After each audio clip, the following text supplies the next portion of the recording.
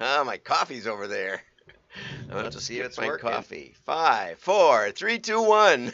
I'm John Miglosh for the WDMA and the International Society for Strategic Marketing. And we're going to jump over to Tom Fishburne today. Just start with that, which works out really well. But don't forget to go over to WDMA.org and register for our meetup. I don't know, we've got about 20 some people registered as usual. And we'll probably be doing an email today just to remind you. If you get the email, you just click on it and instantly you're registered and you'll have the Zoom link. So that is really super easy. I'll make sure that the style consultant sends one out either today or tomorrow morning or something. It's the most tourist day we're going to have in the next 1,000 years. So we're having a Tuesday special, right? 2/22 22 at 2 on Tuesday. Got it? Okay. And there's no super agenda. We'll talk about twos. Maybe we'll talk about split testing, where you test two creatives or two offers or two lists. Always test something. Or who you're mailing to. We'll figure out something. But it's the tourist day you're going to have in your lifetime. You're never going to have it again. And at 22 after and 22 seconds, we'll blow some horns or ring some bells or something. Okay, so make sure you get over there. Anyway, back to the news. Okay, meeting overload and asynchronous communication. Okay, this is a really interesting cartoon and article. I always like Tom's articles. The cartoons are okay. Sometimes the cartoons are hilarious, but what I really like is the articles. So anyway, there's all these people in a Zoom and all these people in an email, and they say, any other takeaways from this meeting? Number one, this could have been an email. Yeah, big meeting. Okay. So meetings have always been a favorite punching bag of modern work life. One survey in 2014 found employees rated meetings as the number one office productivity killer. But the shift to remote and hybrid work has strained our collective meeting culture even further. Microsoft's most recent work trend report found that meeting times have increased 2.5 times, or to be 250%, from pre-pandemic levels, with the average meeting going longer. HubSpot released their 22 hybrid work report and found that 70% of hybrid workforce said that too many calls and meetings are disruptive to their concentration. Well, duh. Unless you work on something while you're not listening to the meeting. And 58% of employees reported that at least half the meetings they joined could have been emails instead. So half the employees said half their meetings could have been emails. Does that mean 25% of the meetings could have been emails? Or does that mean only half admitted that half of them are stupid? Okay, with hybrid work, there's a greater need than ever for communication, but more communication as the answer is taking a toll. Technology is only part of the equation. Some of it is cultural. Okay, now this is where it gets really interesting. Matt Wellenweg runs Automatic, a company named Automatic. You probably never heard of it. I hadn't. They make WordPress, and a third of all websites are running on WordPress. Mine are, except for Migmar.com, Miglosh Marketing, because I built it on Joomla and it's I'm scared to change it. I have a WordPress behind the scenes, but I don't use it very much. So Automatic has almost 1,800 employees. They're spread around 75 countries and they have no office. They've been on the leading edge of distributed work, and Matt gave an interview with Sam Harris in 2020 on the 5 levels of autonomous work. We're going to get over to that in just a second. Okay, which is an interesting way to think about the future of work and a shift from synchronous meaning, you're working together on something that you have to be together on. Okay, like, you got your buddy and you're working on your car engine or something. To asynchronous communications and the role of meetings. Level 0 is a job which cannot be done unless you're physically here. Think about a firefighter, has to be there. That's not even true anymore. They did bomb disposal and disarming with robots, with little. They look like race cars with a crane on them or something, and they'd go up to up to a bomb. Excuse me, I didn't get my coffee. They'd get up to a bomb and detonate it. Nobody dies. And I'm sure they're working on robots to go into the fire and at least look around. And why not? Why not carry a hose? My guess is within 100 years there won't be firefighters running into buildings. A barista. Oh yeah, right. I remember reading about robots, and now they run them in one of the latest Avengers movies. All the war was fought with people sitting at desks controlling the droids or the robots or whatever you call them, drones, I suppose. Anyway, so I was thinking about robots the other day. I was sitting in a car wash, and the car wash is going on around the car and spraying me all with stuff. People don't think of that as a robot, but I remember when you go in a car wash and it was people basically hosing off your car and rubbing it with a brush and somebody else wiping it down with towels, and they just don't do that anymore. And so there are fewer and fewer jobs which have to have a person on site. Think about it. Level 1 is no deliberate effort to make things remote friendly. I was thinking about a movie where I saw all these accounting people in a huge room.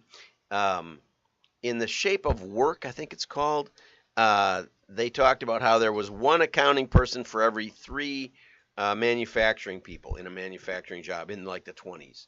If you look at old business movies, old movies where somebody's doing work, you'll see desks and desks and desks of bookkeepers and accountants before computers. And you had to come in, you had to work on that calculator, big thing. I remember those things. So you had to come to work because that's where all the equipment was, et cetera, et cetera, et cetera. Level 2, everything is still asynchronous. Your day is full of interruptions, but you can access with a VPN the company, the company network and the company file system, et cetera. Level 3 is being remote first. They said don't stop at level 2 or level 3. Level 4, where things truly go asynchronous, and these don't make much sense unless we get over to that other article, so we will.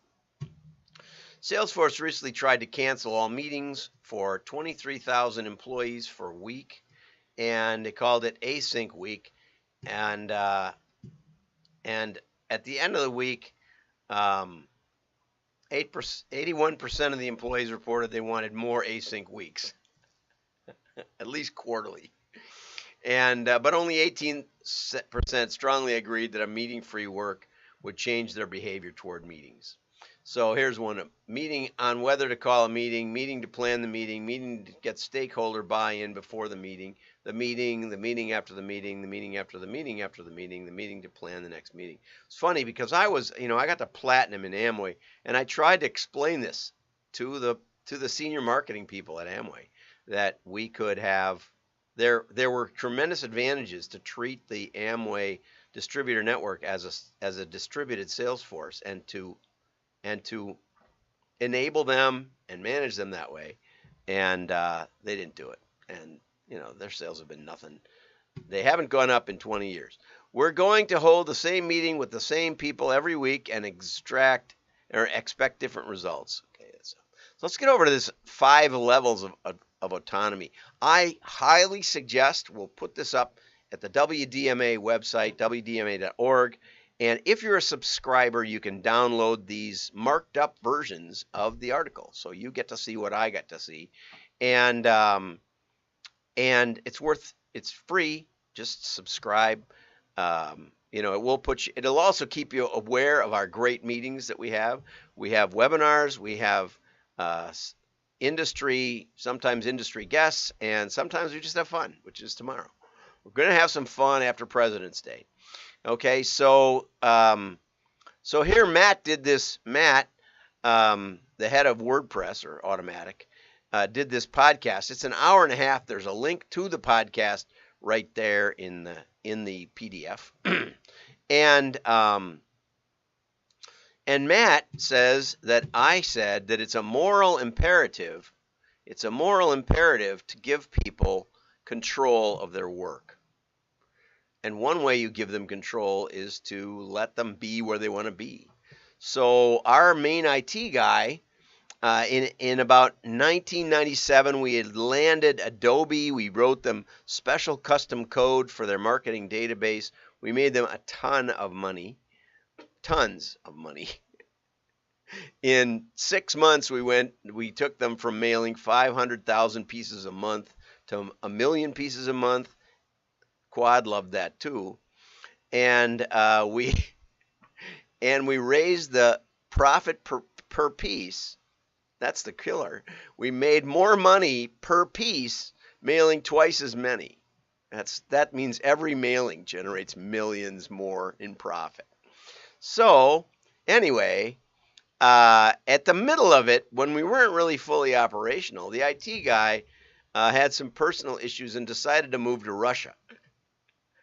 And I pleaded and begged with him. This is about April. He decided to move to Russia. We had really just gotten started on the project. Well, we started up at the first of the year, but we were just getting the code, banged out. And he says, I'm moving to Russia. Okay. I said, please, please, please. He said, the code is finished. And you know how that is with the IT people. Yeah, sure, the code is finished. Right. So I said, well, here. So first I called his pastor. Was a friend of mine, mutual friend. And so I called his pastor. I said, can you tell him not to do it? And the pastor was also a medical doctor and a very, very, very smart man. And he said, why can't he do it?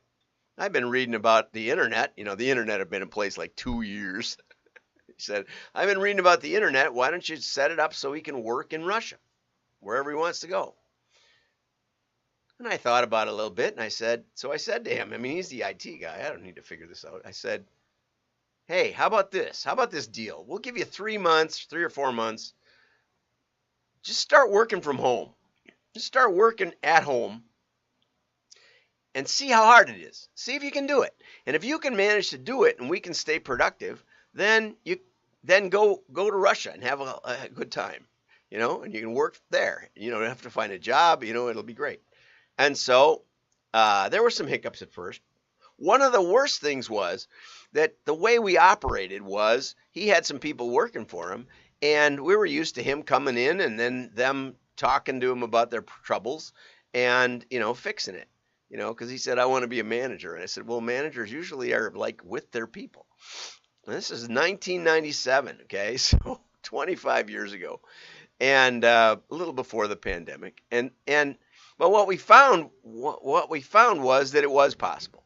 Okay, so he moves to Russia, and we make a ton of money for Adobe. And so the first thing that was really interesting was that when he was working from home and you'd have a problem, because he probably modified your setup, your Windows machine or the network, and you couldn't do any work for the day, you'd send him an email because he liked to work from 7 at night to 7 in the morning or something. He didn't like to start work till late at night. I don't know. Once he got out of the office, he was working these really unusual hours. And so you'd write him a note, this isn't working, and then you wouldn't hear from him all day because you're sleeping. And then you'd hear from him the next morning. You get there'd be an email, and he'd say, why don't you try this? And it wouldn't work. You go day after day after day like this. But once he got to Russia, then he was 7 hours ahead. So when he's starting at 7 at night in Russia, it's like 9 in the morning or something. I don't remember what it was. It was like 6 in the morning. But anyway, there was a much, much greater overlap. I remember we used Yahoo, and we could get the camera to work some of the time. And he was in this little apartment in Moscow. He decided not to live like an expat, but live like a Moscowite.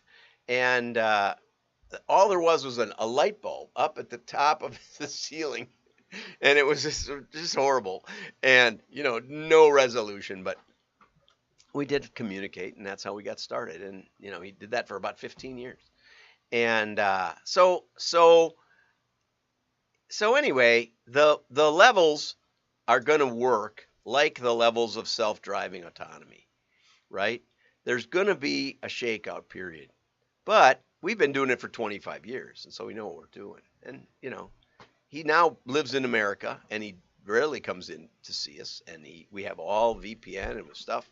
And now we're moving our software down to Arizona because we know how to do it, and that's the way we work. So we've got a lot of track record. Here's those levels, much more sense than in Fishburne's article. And at the end, he says the basic thing is a real desire to be self-directed and to control our environment. So, I mean, I quit when they put me in cubicles in the consulting firm. And I quit again when they put me in a fancy office downtown at the ad agency because I just didn't want to drive all the way downtown and walk 3 blocks in the blizzards carrying my computer, which at the time was about the size of a big sewing machine or a small sewing machine, but it was heavy, like maybe a microwave oven. Imagine carrying a microwave oven 3 blocks in a blizzard. But anyway, so I basically quit corporate America just because of the office I was in. And it was a beautiful office. It was ceiling to floor, probably 10-foot ceilings. And I looked out over the Performing Arts Center and the Milwaukee River. And it really was beautiful that day. That was January 2nd. We started Miglosh Marketing. So anyway, and I have a great studio here, great microphone. I've talked about the microphone. Great diffusers on my lights, coffee filters. So you need control of that. You need to get your act together. And if you're working at home, you want to get your act together. You want to find out from pioneers like me how to set up your home office, because I don't see any LinkedIn live streams that are any good as far as audio and video. They just don't have standards. Anyway, have a great day. Like and share. Your friends will know you're smart. Shares are big. Last week on Friday, I did one on catalogs, on the Bass Pro Shops catalog. I did one of those, and it was kind of a rant. Got a lot more views because people started sharing it. And so if you can stand this, by all means share. It's like worth 20 likes.